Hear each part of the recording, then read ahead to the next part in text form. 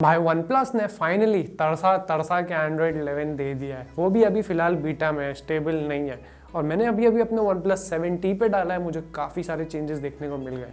तो उसी के बारे में हम बात करने वाले हैं। सो गाइस, मेरा नाम है कैफ, आप देख रहे हैं NoisTech और आज बात की जाए एंड्रॉयड 11 और OnePlus 7T। आपको नहीं पता है कि बीटा कैसे इंस्टॉल करते हैं तो उसकी भी लिंक मैं नीचे डाल दूंगा, एक बार वो लिंक पे चले जाना। OnePlus का खुद का ऑफिशियल लिंक है, आपको पता चल जाएगा कि कैसे आपको बीटा इस पर इंस्टॉल करना है। शुरुआत किया जाए UI चेंजेस। सो UI मुझे काफ़ी ज़्यादा मिनिमलिस्टिक लगा है पहले की तरह, थोड़े बहुत चेंजेस हमें देखने को मिल जाते हैं। उसके बाद सेटिंग्स में मैंने एक चीज़ नोटिस की कि भाई यहाँ पे One UI टाइप रीचेबिलिटी हर जगह देखने को मिलती है। जैसे अगर हम सेटिंग्स में जाते हैं तो ऐसे आप देखोगे ऊपर आपको बड़े में सेटिंग्स दिखेगा और आप इजीली एक हाथ से यूज़ कर सकते हो। ऐसी रीचेबिलिटी आपको ऑलमोस्ट हर ऐप में देखने को मिल जाती है। ये चीज़ अच्छी तो लगी मुझे, बट ऐसा लगा थोड़ा सा कॉपी कर ली गई One UI से। रीचेबिलिटी के मामले में ये चीज़ मुझे सही लगी। अगर आपके पास एक बड़ा OnePlus डिवाइस है, जैसे ये भी फ़ोन 6.4 6.5 इंच है, तो मुझे ऐसा लगा ये चीज़ मुझे बहुत सही लगी है। अगर मैं डायलर की भी बात करूँ तो मुझे UI चेंजेस देखने को अच्छे खासे मिले हैं। जैसे ये टाइल लेआउट काफ़ी सही दिखता है। उसी जगह मैसेजेस में भी मुझे थोड़े बहुत UI चेंजेस देखने को मिल गए हैं। नोटिफिकेशन पैनल की बात करो तो वो भी थोड़ा सा अलग दिखता है। यहाँ पे आपको आपका म्यूजिक प्लेयर देखने को मिलता है जो आपके टाइल के लेआउट के अंदर आ रहा है इस बार। और ये जो बॉक्सी आइकन्स है ये मुझे थोड़े बहुत सैमसंग से इंस्पायर्ड लगे।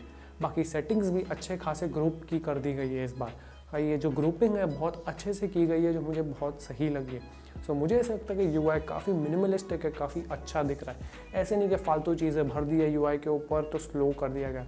और बीटा में भी परफॉर्मेंस बहुत अच्छा देखने को मिल रहा है। उसके बाद एक चीज़ मुझे और बहुत सही लगी, जैसे आप कोई गेम खेल रहे हो हॉरिजॉन्टल मोड में और आपने राइट साइड स्क्रीन से स्वाइप डाउन किया तो आपको नोटिफिकेशन पैनल राइट साइड से आएगा। सेंटर में किया तो सेंटर से आएगा, लेफ्ट से किया तो लेफ्ट से आएगा, जो बहुत सही चीज़ लगी। सो जो फिंगर से आप स्वाइप करोगे जिस साइड से, उसी साइड से आपका नोटिफिकेशन पैनल नीचे आएगा, पूरा स्क्रीन कवर नहीं करेगा, जो हाँ देखने में और यूज़ करने में काफ़ी सही लगती है। उसके बाद अगर मैं बात करूँ कैमरा और गैलरी के UI चेंजेस में, तो वो भी काफ़ी हद तक अच्छे लगे मुझे।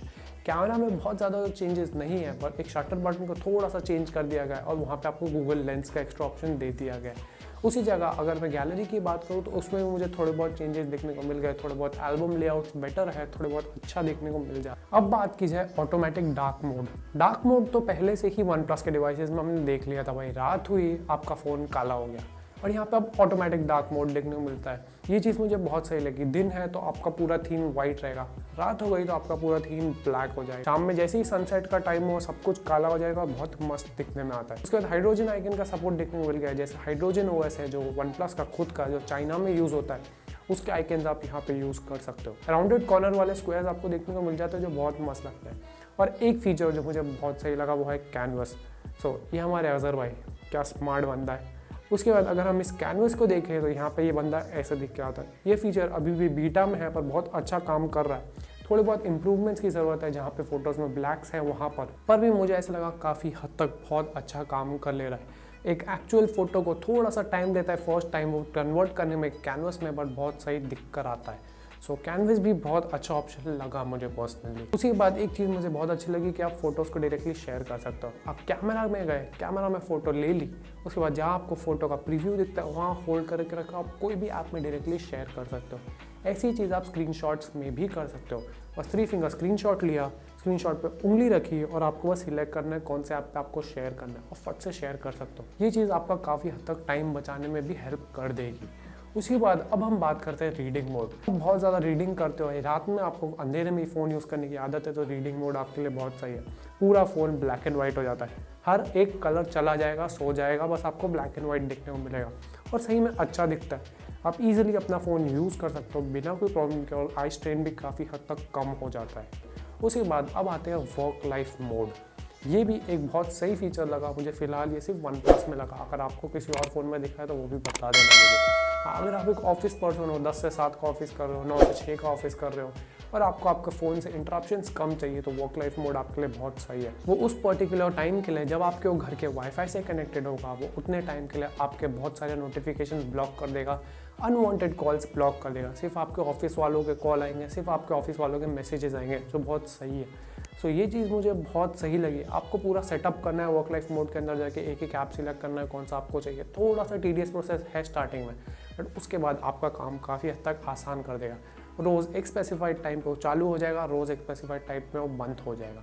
अब फाइनली आते हैं बीटा में परफॉर्मेंस। भाई पर्सनली मुझे ऐसा लग ही नहीं रहा ये बीटा है, ये OnePlus 70 है जो दौड़ रहा है बीटा में भी। सो मुझे परफॉर्मेंस में बिल्कुल भी प्रॉब्लम नहीं आया। जब मैंने स्टार्टिंग में इसे इंस्टॉल किया तो एक बार थोड़ी देर के लिए 5 मिनट के लिए मुझे थोड़े बहुत लैग्स देखने को मिले और हल्का फुल्का ओवर हीटिंग था। फ़ोन बेसिकली सेटअप हो रहा था शायद तक, उसके बाद कोई प्रॉब्लम नहीं है। ऑलमोस्ट 4-5 दिन से बीटा यूज़ कर रहा हूँ, बिना कोई प्रॉब्लम के फ़ोन दौड़ रहा है और मस्त चल रहा है। परफॉर्मेंस बहुत ज़्यादा अच्छा है, बैटरी ड्रेनेज भी मुझे ऐसे कुछ खास लगा नहीं, जैसे नॉर्मल बैटरी चल रही थी वैसी ही चल रही है। सो फिलहाल बीटा में मुझे ऐसा लगता है काफ़ी अच्छा काम कर रहा है और आगे के बीटाज में और इम्प्रूव होते जाएगा ये। तो गाइस आज की वीडियो के लिए इतना ही। अगर आपको वीडियो अच्छी लगी है तो इस वीडियो को लाइक करो, चैनल को सब्सक्राइब करो, बेल नोटिफिकेशन दबाओ। हम आपको मिलेंगे नेक्स्ट वीडियो में।